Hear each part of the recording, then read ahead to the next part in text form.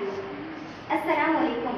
زمین سے آسمان کی طرف پرواز کرتی ہوں, زمین سے آسمان کی طرف پرواز کرتی ہوں, خدا کا نام لے کر میں اس تقریر کا آغاز کرتی ہوں. آج مجھے جس موضوع پر لب کشائی کرنے کا موقع ملا ہے اس کا عنوان ہے سیرت النبی صلی اللہ علیہ وسلم.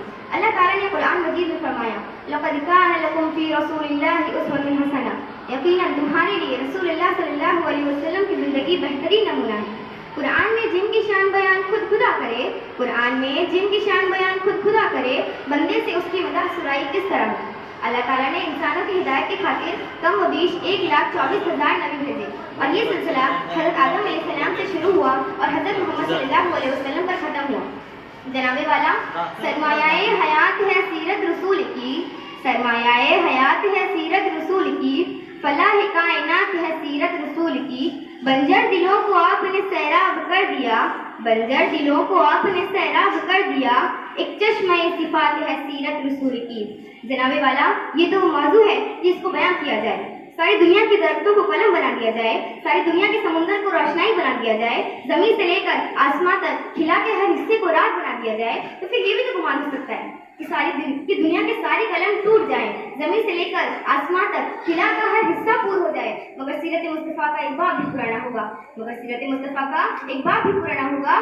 ہو گئی زندگیاں ختم قلم ٹوٹ گئے, ہو گئی زندگیاں ختم قلم ٹوٹ گئے, مگر تیرے اوصاف کا ایک باب بھی پرانا ہوا.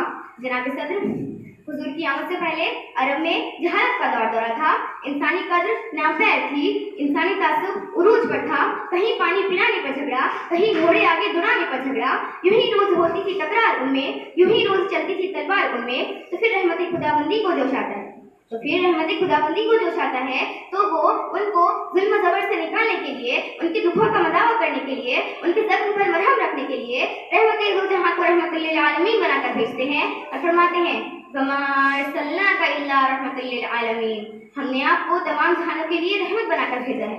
جناب صدر, میرے نبی سخاوت میں سب سے زیادہ سخی تھے, میرے نبی سخاوت میں سب سے زیادہ سخی تھے, میرے نبی جرأت میں سب سے زیادہ جلدی تھے, میرے نبی بولنے میں سب سے زیادہ شفیق تھے.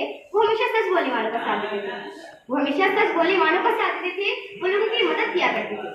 اور جو کوئی بھی میرے نبی کو دیکھتا تھا نا, اور جو کوئی بھی میرے نبی کو دیکھتا تھا نا, محبوب ہو جاتا. اس نے یوسف کو دیکھ کر کٹ گئی تھی انگلیاں, اس نے یوسف کو دیکھ کر کٹ گئی تھی انگلیاں, لاکھوں نے جان دے دی میرے مصطفیٰ کے واسطے.